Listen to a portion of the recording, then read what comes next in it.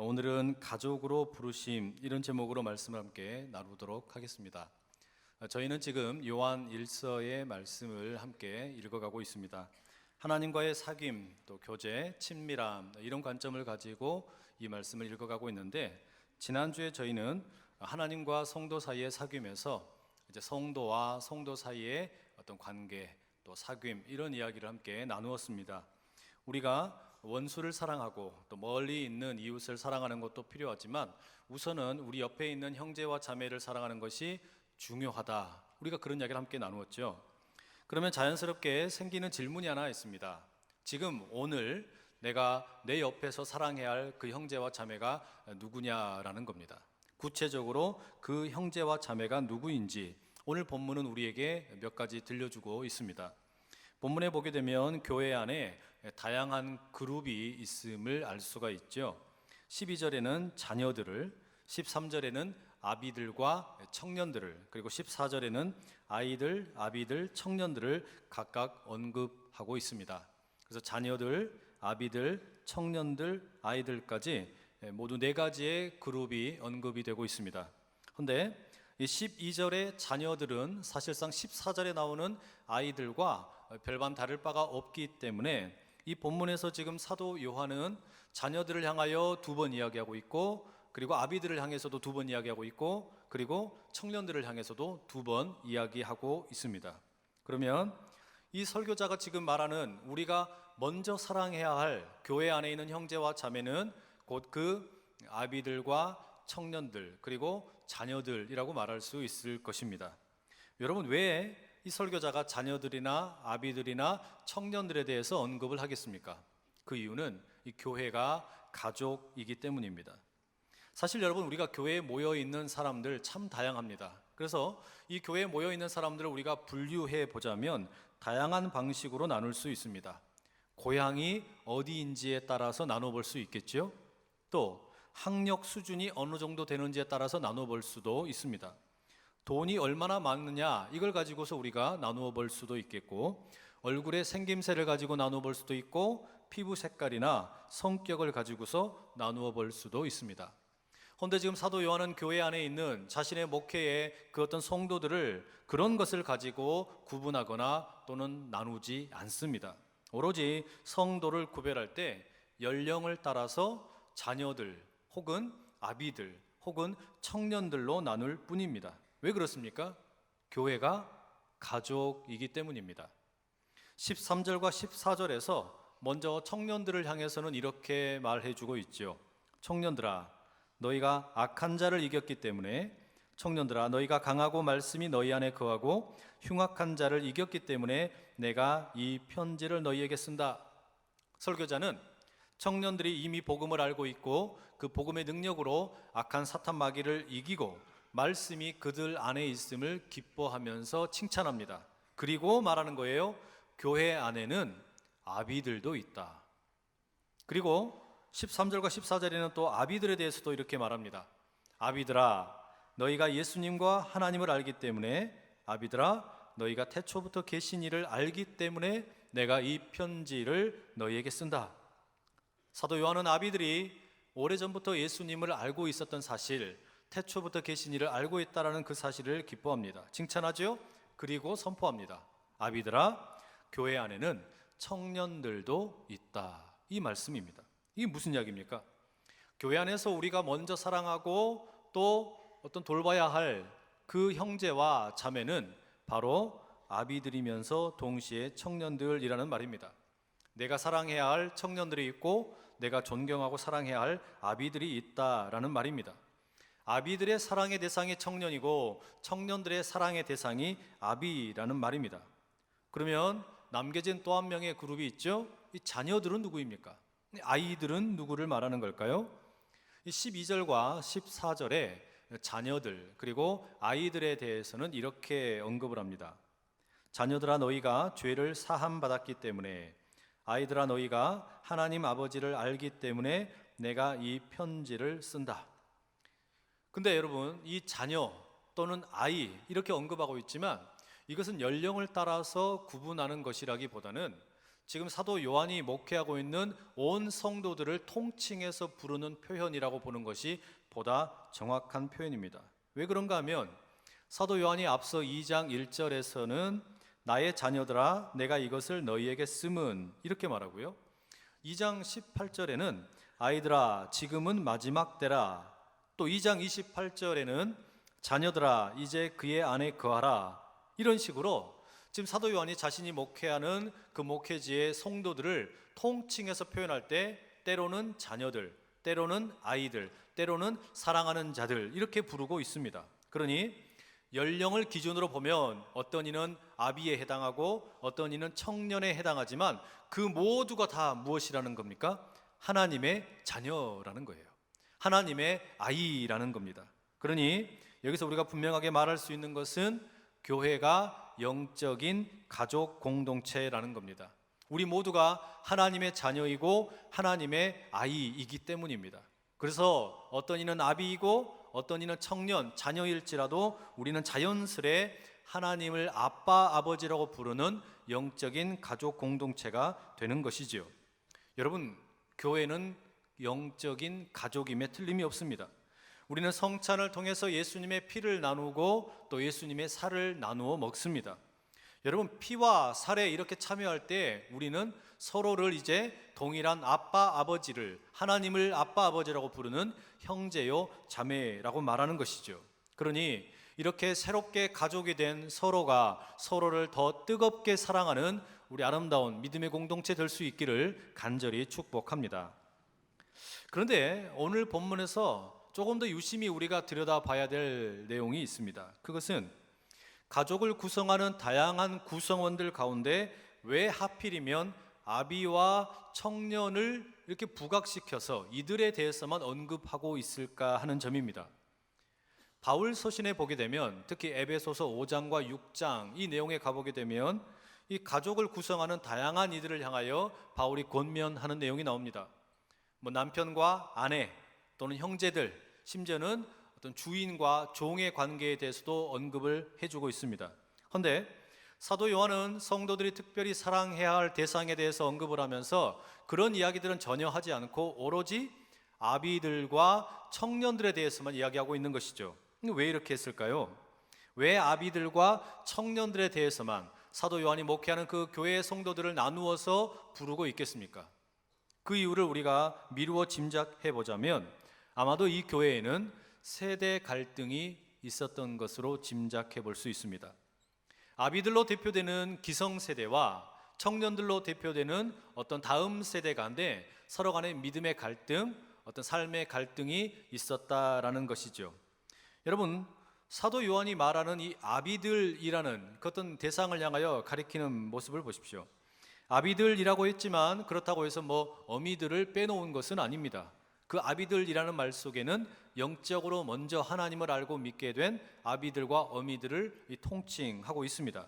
그런데 그 아비들에 대해서 이 사도 요한은 13절과 14절에 거의 똑같이 말합니다. 아비들아, 내가 너희에게 쓰는 것은 너희가 태초부터 계신 이를 알았음이요. 사도 요한이 말하기를 지금 이 아비들은 태초부터 계신 이를 알았답니다. 태초부터 계신 이가 누구이겠어요? 예수님이죠. 이들은 예수님을 알고 있는 사람들이었다라는 것이에요. 사도 요한이 목회하던 이 초대교회 당시에 일부분의 사람들, 아마도 연세가 많이 드시고 이제는 힘이 좀 빠진 분들이었을 것입니다. 이분들이 직접 예수님을 목격한 사람들이었고 어떤 이들은 예수님과 개인적인 친분이 있는 사람도 있었을 것이고 예수님이 설교하는 것을 직접 들은 사람도 있고 병자를 고치는 장면에 함께 있었던 사람도 있고 심지어 자신이 그 기적을 경험한 사람들도 있었다라는 말입니다. 실제로 그렇게 예수님과 함께 거하며 생활했던 믿음의 추억이 있는 사람들을 말하고 있는 것이죠. 지금은 비록 늙고 병이 들었지만 여러분, 이렇게 예수님을 직접 목격했던 사람들 얼마나 영광스러운 일이었겠습니까? 반면에 청년들은 어떤 인물입니까? 이 13절에 이렇게 나옵니다. 청년들아, 내가 너희에게 쓰는 것은 너희가 악한 자를 이기었음이라. 이제 앞선 세대는 많이 늙었어요. 또 기력이 쇠했습니다. 그래서 악한 마귀와의 싸움에서 앞장서서 싸우는 것은 이제 청년들입니다. 이 청년들은 사탄을 이기고 적그리스도를 이기는 자들입니다. 영적으로 강할 뿐만 아니라 하나님의 말씀이 그들 안에 있다라고 말합니다. 말하자면 지금 교회의 주축을 이루고 있습니다. 힘이 있고 능력이 있는 사람들입니다. 그럼 여러분, 이제 우리가 아비들과 청년들 사이에 이 교회 안에서 어떤 갈등이 있었을지 짐작을 해볼 수 있습니다. 아비들은 예수님과 동시대를 살았고 예수님을 직접 보고 만져보기도 하고 경험을 했기 때문에 그 어떤 영적인 어떤 경험, 이런 것들이 충만한 사람들입니다. 그들은 어떤 영적인 지식이 있고 지혜가 있는 사람들입니다. 이런 아비들이 보기에 같은 교회에서 생활하고 있는 청년들은 패기는 있을지 모르지만 영적으로 신중하지 못해 보이고 어설퍼 보였을지 모릅니다. 예수님을 자신들은 직접 경험했기 때문에 그들은 모두 다 청년들을 바라볼 때 부족하다라는 생각이 들고 풋내기처럼 여겨졌을지도 모릅니다. 반면에 청년들이 보기에는 이 아비들이 어땠을까요? 쉽게 말하면 청년들의 눈에 아비들은 그저 추억을 팔아먹고 사는 사람들처럼 보였을지 모릅니다. 지금 당장 영적으로 싸워야 할 악한 마귀와의 싸움에서는 지쳐 보이고 힘겨워하면서도 늘 우리 때는 이랬다, 우리 때는 저랬다, 뒤에서 훈수를 두면서 참견한다라고 비춰졌을지도 모릅니다. 여러분, 사도 요한이 목회하던 이 교회에 있었던 어떤 세대 간의 갈등은 오늘 우리가 살고 있는 한국 사회 가운데 또 교회 가운데 가정 가운데서도 흔히 찾아볼 수 있는 풍경입니다. 우리가 잘 아는 것처럼 오늘은 6.25 한국전쟁이 발발한 지 67주년이 되는 날입니다. 전쟁을 겪은 세대, 그리고 전쟁 이후에 폐허가 되어버린 땅에서 새로운 급속한 산업화를 경험한 세대는 사선을 넘나들며 먹고 사는 문제 가운데서 고민을 많이 해야만 했습니다. 그런 힘겨운 경험을 한 기성세대가 보기에 요즘 젊은 청년들이 취업의 문제니 결혼의 문제니 입시나 또는 연애나 이런 걸 가지고 고민하는 걸 보면 좀 우습게 보일지도 모릅니다. 우리 때는 목숨을 걸고 했는데 저것들은 열심히 하지 않는 것처럼 보인다라고 느껴진다는 말이죠. 게다가 요즘 세대에는 그 기성세대가 보기에 조금 버릇도 없어 보이고 예의도 없고 건방지고 철없는 아이들처럼 느껴질 수도 있습니다. 반면에 청년 세대는 아비 세대를 어떻게 생각할까요? 거지식하고 답답하다 이렇게 생각하는 경향이 좀 강하겠지요. 늘 자신들이 과거에 경험했던 것만 진리이고 그것만 진짜 고생이고 요즘 고민은 고민도 아니다라고 말하는 것에 대해서 불만을 토로할지도 모릅니다. 과거의 기성세대는 열심히 노력하면 집도 사고 자동차도 샀는데 지금 뭔가 보상이 주어졌는데, 헌데 지금 젊은 세대는 아무리 노력을 해도 빚더미 가운데서 허덕이고 있다라는 이 현실을 기성세대가 몰라준다라고 불만을 터뜨립니다. 여러분, 이거 우리 사회 가운데 일반적인 모습 아닌가요? 한국 사회에서 이런 세대 갈등이 앞으로 더 큰 문제가 될 수 있다라고 많은 전문가들이 이야기합니다. 올해 2017년 3월에 한국보건사회연구원이라는 곳에서 사회통합실태 진단 및 대응 방안이라는 보고서를 내놨습니다. 이 내용에 보니까 작년에 2016년에 대한민국의 성인 가운데 62.2%가 우리나라는 세대 간의 갈등이 매우 심하다 혹은 대체로 심하다라고 답을 했습니다. 이 세대 간의 갈등이라는 것이 시간이 지나가면서 희석이 되는 것이 아니라 오히려 더 심각해지고 있는 것 같다라는 말입니다. 한편으로는 여러분, 이런 세대 간의 갈등이라는 것이 그냥 사회 현상만이 아니라 작게는 교회에서도 자주 볼 수 있는 모습입니다. 신앙생활을 오래 한 기성세대가 보기에 요즘 젊은 세대의 신앙생활은 참 마음에 들지 않습니다. 예배 시간에 늘 지각을 하고 주일을 밥 먹듯이 빼먹기도 하고 기도도 제대로 하지 않는 것처럼 보입니다. 그리고 젊은 세대가 보기에 기성세대는 어떻습니까? 세상은 한참 앞서가고 있는데 교회는 기성세대 중심으로 10년, 20년 뒤떨어진 모습처럼 보이고 자신들의 이야기를 전혀 들어주지 않는다라고 불평과 불만을 늘어놓습니다. 실제로 그래서 교회나 기독교와 관련된 인터넷 사이트에 들어가 보게 되면 기성세대와 젊은 세대 가운데 치열한 논쟁을 벌이곤 합니다. 교리의 문제에 대해서, 목회에 대해서, 신앙생활에 대해서 서로 간에 옥신각신하며 다툰다라는 말이죠. 이것은 가정에서도 마찬가지예요. 부모와 자녀 사이에 이 세대 간의 갈등이 참 심각합니다. 시어머니와 며느리 사이에 이런 세대 갈등이 대표적으로 나타나곤 하죠. 여러분이 너무 심각하게 들으시는 것 같아서 유머 하나 들려드리겠습니다. 어느 가정에서 아내가 남편에게 이렇게 물었습니다. 자기야, 이 세상에서 누가 제일 좋아?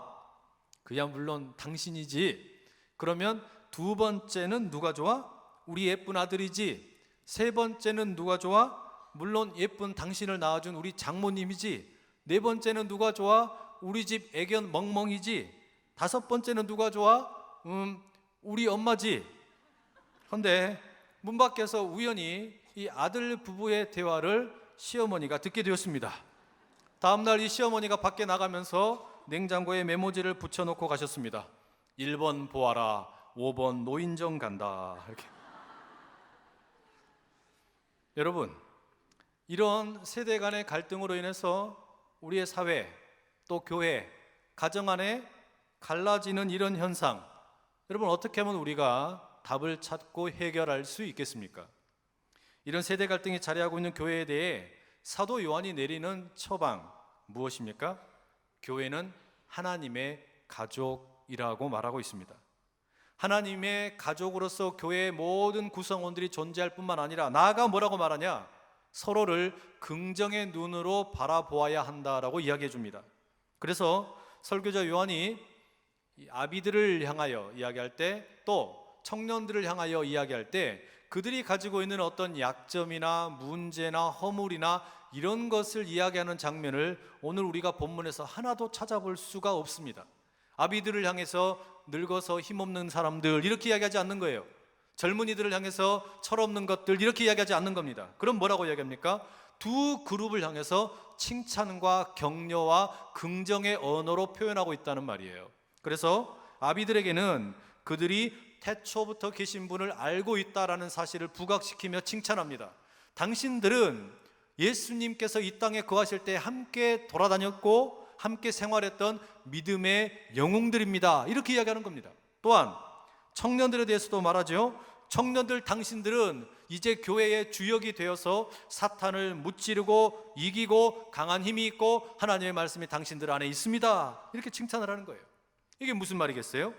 상대방의 긍정적인 면을 찾아내서 칭찬하고 격려하고 있는 겁니다.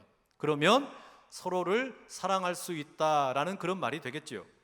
문제는요, 우리가 누군가를 바라보면서 교회 안에서 칭찬하고 싶고 격려하고 싶고 또 긍정적으로 말하고 싶은데 그 사람의 허물도 보이고 문제도 보이고 여러 가지 연약한 약점들이 보일 때 어떻게 할 거냐는 거예요. 그런 문제들이 보이는데 어떻게 그런 것을 긍정적인 것으로 바꾸어서 말해줄 수 있을까? 그게 어떻게 가능하겠습니까? 상대방을 선물로 생각하면 가능합니다. 상대방이 나에게 선물로 주어진 존재라고 생각하면 그게 가능해진다라는 거예요. 여러분, 교회를 우리가 하나님의 가족이라고 말하죠. 처음부터 우리가 하나님의 가족이 된 것이 아닙니다.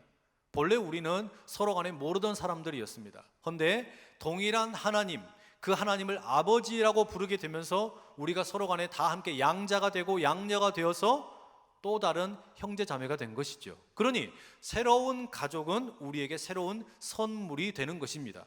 나아가 사실 구약 민수기 18장 6절 7절에서는 바로 그런 것을 어떻게 이해할 것인지 우리에게 가르쳐주고 있습니다. 보라, 내가 이스라엘 자손 중에서 너희의 형제 레위인을 택하여 내게 돌리고 너희에게 선물로 주어 회막의 일을 하게 하였나니 너와 네 아들들은 제단과 휘장 안의 모든 일에 대하여 제사장의 직분을 지켜 섬기라. 내가 제사장의 직분을 너희에게 선물로 주었은즉 거기 가까이 하는 외인은 죽임을 당할지니라. 이 구약 시대에 사실 레위인들, 이 제사장과 레위인들은 땅을 기업으로 받지 못했습니다. 대신에 이스라엘 공동체 전체가 하나님께 드리는 예물을 통하여 먹고 마시며 살았습니다. 그런데 하나님께서 이 레위인들과 제사장들에 대해서 뭐라고 말씀하시냐면 이들이 이스라엘 전체를 위한 하나님의 선물이 된다라고 말씀을 하시는 겁니다. 왜냐하면 이 레위인들과 제사장들이 있기 때문에 이스라엘 공동체가 하나님께 예배를 드릴 수 있다라는 것이죠. 하나님께 예배를 드릴 수 있도록 이들이 앞장서서 돕기 때문에 모든 이스라엘을 향해 레위인과 제사장들은 선물이라고 부릅니다. 그런데 우리가 이 제사장을 향하여, 레위인을 향하여 이스라엘을 향한 선물이라고 하신 말씀을 신약 성경에 가지고 와서 가만히 적용시켜 보면 우리 모두를 향한 말씀임을 깨닫게 됩니다. 베드로 사도가 베드로전서 2장 9절에서 우리 모든 그리스도인을 가리켜 왕 같은 제사장이라고 부르고 있습니다. 이제는 우리가 왕 같은 제사장이 되어서 과거의 구약 시대에는 아론의 자손들만 제사장 역할을 했지만 우리 모두가 서로가 서로를 위한 제사장이 된다라는 것이지요. 제사장이 옆에 있는 사람의 예배를 도와주는 것처럼 이제 우리는 교회 안에 함께 모여 있으면서 다른 사람의 예배를 돕는 제사장 역할을 하게 됩니다. 그러면 옆에 있는 내 형제나 자매는 나의 예배를 돕는 선물이 되는 것이고 나도 옆에 있는 사람의 예배를 돕는 선물이 된다라는 것이죠. 그러니 여러분, 옆에 있는 분을 한번 보십시오. 옆에 있는 분이 어떻게 생기셨어요? 예쁩니까? 멋있습니까? 그런 것과 상관없이 그분은 여러분의 선물임을 믿으시기 바랍니다. 여러분이 하나님께 예배를 제대로 드릴 수 있도록 돕는 하나님께서 보내신 선물입니다. 그 눈으로 상대방을 바라보게 되면 격려할 수 있고 칭찬할 수 있고 사랑할 수 있고 긍정의 언어로 그를 세워주는 역할이 우리에게 가능한 줄로 믿습니다.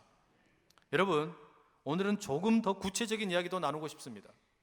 아비 된 우리가, 영적 아비 된 우리는 어떻게 청년들을 바라보면 좋겠습니까? 또 반대로 영적인 청년들, 영적인 자녀들은 어떻게 영적인 아비들을 대하면 좋겠습니까? 본문의 12절과 14절에 이런 구절이 나옵니다. 자녀들아, 내가 너희에게 쓰는 것은 너희 죄가 그의 이름으로 말미암아 사함을 받았으며, 아이들아, 내가 너희에게 쓴 것은 너희가 아버지를 알았으며. 여러분, 우리 모두는 이 교회 안에서 때로 아비 노릇을 해야 될 때도 있고 때로는 청년 노릇, 자녀 노릇을 해야 될 때도 있습니다. 그러나 아비이든지 청년이든지 동일하게 우리 모두는 하나님의 자녀이며 하나님의 아이들입니다. 왜냐하면 우리 모두는 예수 그리스도의 이름으로 죄사함을 경험했고 하늘 아버지를 다 함께 알고 있기 때문입니다. 그런데 바로 그런 하늘 아버지를 알고 있고 죄의 용서를 경험한 우리 모든 하나님의 자녀들은 그러면 이 영적 아비로서 청년들을 어떻게 대하면 좋겠습니까? 영적 아비에게 요구되는 태도는 내려놓음입니다. 영적 아비는 영적인 청년들, 영적인 자녀들을 내 소유나 내 것이라고 생각할 것이 아니라 하나님의 자녀임을 알아야 된다라는 말입니다. 내가 아비이기 때문에 내 자녀는 내 것이 아니라 이들이 먼저는 하나님의 자녀임을 인정해야 한다라는 것이죠. 하나님께 자녀 세대, 청년 세대의 주인 되심을 맡겨 놓아야지 내가 자꾸 소유를 주장하면 안 된다라는 말이에요. 왜냐하면 요즘에 영적인 어미나 아비에게 있어서 가장 내려놓기 힘든 것이 무슨 돈이나 명예나 출세가 아니라 자녀들이기 때문입니다. 자녀들을 내려놓는 것이 영적으로 가장 어려운 일입니다.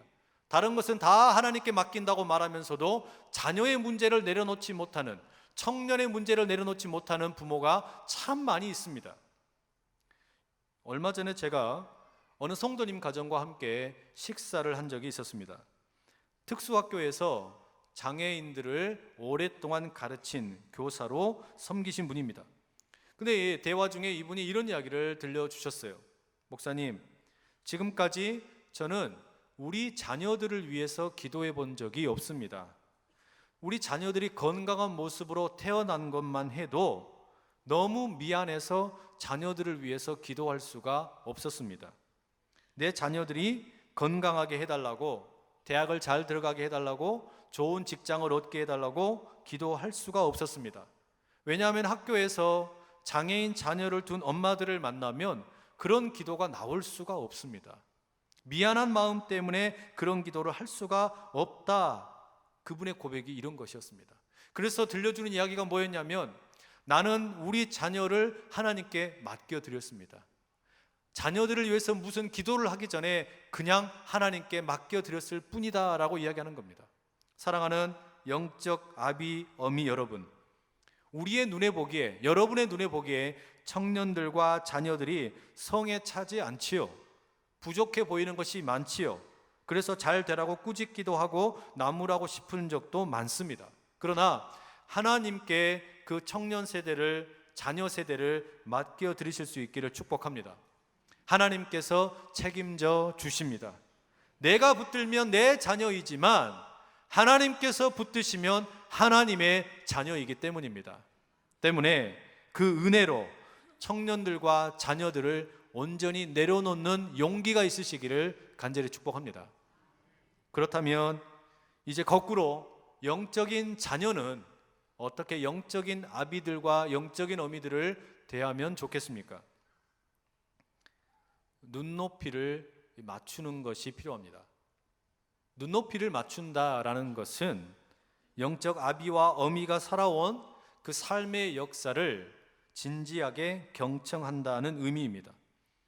젊은이들의 눈에 보기에 영적인 아비들과 어미들의 삶의 역사는 허물도 많아 보이고 실패한 것처럼 보이고 많은 문제가 있어 보일 수 있습니다. 그러나 그 삶의 역사 속에 들어가서 가만히 이야기를 듣다 보면 그 속에는 삶에 대한 진지함과 하나님에 대한 믿음과 신앙에 대한 어떤 지혜가 가득 담겨 있음을 배우게 됩니다. 그러니 영적인 청년과 자녀들에게 있어서 아비들과 어미들을 대하는 태도는 눈높이를 맞추고 그분들의 삶을 귀 기울이게 될 때 어마어마한 영적인 보화들을 발견할 수 있게 된다라는 것이죠. 최근에 제가 읽은 신문의 기사 중에 너무 감동적인 기사가 한 토막 있었습니다. 일본의 도쿄에 The Restaurant of Order Mistake, 주문 실수 레스토랑이 생겼다라는 기사였습니다. 말 그대로 이 식당에서는 주문한 음식과 다른 요리가 서빙될 확률이 높다라는 말입니다. 그런데 손님들이 아무도 항의하지 않고 그냥 주는 대로 받아서 먹습니다. 여러분, 이게 어떻게 된 일일까요? 이곳 식당에서는 손님의 주문을 접수하고 그 주문 받은 내용을 이제 주방에 전달을 하고 완성된 요리를 서빙하는 분들이 모두 할머니들입니다. 총 6명의 할머니들이 이 일을 하게 되는데, 알고 보니까 이 할머니들이 모두 다 치매를 앓고 있었습니다. 그래서 식당 이름이 주문 실수 레스토랑인 겁니다. 사실 이 레스토랑은 도쿄에서 6월 2일부터 4일까지 한시적으로 운영된 실험적인 레스토랑이었습니다. 일본 사회는 우리나라보다 초고령 사회로 진입하는 속도가 더 빠르다고 하지요. 그래서 이 사회 속에 치매 노인의 문제가 심각하다라고 합니다. 그런데 그 문화 속에서 치매 노인들이 우리와 함께 더불어 사는 가운데 때로 좀 실수할 수도 있고 어려움을 표현할 수도 있는데, 이런 것들을 자연스럽게 받아들이자 그런 캠페인의 차원에서 이런 레스토랑을 실험적으로 운영했다라는 겁니다. 여러분, 이게 우리들에게 어떤 교훈을 주는 거겠습니까? 우리 사랑하는 영적 청년, 영적인 자녀 여러분, 우리 주변에는요, 과거의 영적인 젊은이로 아주 멋있게 하나님께 헌신하며 수고했던 많은 영적 아비들과 어미들이 있습니다. 지금 우리 눈에 보기에는 힘이 빠져 보이고 연로해지셨지만 그분들은 예수 그리스도를 향한 그 믿음에 자신의 생명을 걸었고 교회를 그렇게 사랑했고 믿음으로 헌신하며 달려오셨던 영적인 거장들이며 기적을 직접 체험한 증인들이기도 합니다. 혹여 지금 우리 눈에 보기에는 조금 실수가 보여도, 또 모자람이 보여도 그것마저도 우리가 눈높이를 맞추어서 바라보게 되면 그 속에는 너무너무 놀라운 믿음의 보화들이 숨어 있다라는 말이죠. 그러니 얼마든지 청년의 세대가 기성세대 혹은 노년의 세대를 바라보면서 여유 있게 그들을 바라보고 그들로부터 지혜를 배우는 그런 겸손함이 있기를 간절히 축복합니다. 바로 그때 여러분, 우리는 교회 안에 청년들이 있고 아비들이 있어서 세대 갈등을 일으키는 것이 아니라 우리 모두가 하나님의 자녀임을 기억하고 하나님 안에서 하나가 되어 믿음의, 사랑의, 소망의 공동체를 든든히 세워가게 될 줄로 믿습니다. 바로 그때 우리 주님께서 기뻐하시는 그런 아름다운 교회가 세워지게 되고, 교회가 세상 가운데 이렇게 하니까 되더라, 이렇게 하니까 세대가 통합이 되고 세대의 문제가 해결이 되고 우리 모두가 주님을 기뻐하면서 즐거워하면서 빛과 소금이라고 감히 당당하게 말할 수 있지 않겠습니까? 바로 그런 믿음의 사람으로 우리 모두가 귀하게 쓰임받을 수 있기를 간절히 축복합니다. 그런 점에서 오늘 이 시간 우리 함께 같이 기도하기 원하는데요, 하나님께서는 우리 모두를 하나님의 자녀로, 하나님의 아이들로 부르셨습니다. 그 가운데는 영적인 아비들도 있고 영적인 청년들도 있습니다. 그러나 우리 모두를 향한 하나님의 뜻은 동일합니다. 서로가 서로를 선물로 받아들이고 아름답게 서로를 섬기게 될 때 하나님의 은혜가 넘치게 될 것이라는 그 주님 말씀 부여잡고, 주여 우리에게 그 용기를 주시옵소서. 내려놓음의 용기를 주시고 눈높이를 맞추어 바라볼 수 있는 그런 힘을 주시옵소서. 우리 그런 마음 가지고 교회를 위해서, 가정을 위해서, 우리 각자의 사회와 세상을 위해서 주여 힘있게 세 번의 치고 기도하며 나가겠습니다. 주여, 주여, 주여. 사랑하는 아버지 하나님, 우리 모두를 주의 자녀로 부르시고 주님께서 친히 이끄시는 아름다운 믿음의 공동체 가운데 일원이 되게 하신 것 감사합니다. 나는 하나님의 자녀로, 나는 하나님의 아이로 부름받았는데 우리 옆에는 영적인 청년들도 있고 영적인 아비들, 어미들도 있습니다. 서로가 서로를 선물로 받아들이며 존경하고 사랑하게 될 때 이 아름다운 공동체가, 이 교회가 사랑으로 꽁꽁 묶여져서 아름답게 성장하며 아름답게 이야기를 나누며 서로 간의 눈물을 닦아줄 수 있는 진정한 공동체로 나가게 하여 주시옵소서. 선물로 여김으로 인하여 아름다운 은혜가 넘치게 하시고 서로를 더 뜨겁게 사랑하는 모두가 되게 하여 주시옵소서. 사랑하는 아버지 하나님, 우리 모두를 가족으로 불러주셔서 감사합니다. 하나님을 아바 아버지라 부를 수 있는 하나님의 자녀요, 하나님의 아이가 되게 하신 은혜 너무나 감사합니다. 우리가 영적인 아비이든지 영적인 청년이든지 주 안에서 한 가족임을 기억하고 서로 뜨겁게 사랑하는 하나님의 자녀들이 다 되게 하여 주시옵소서.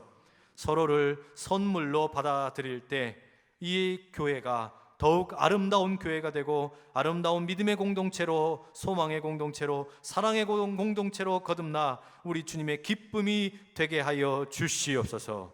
거룩하신 예수 그리스도의 이름으로 간절히 기도드립니다. 아멘.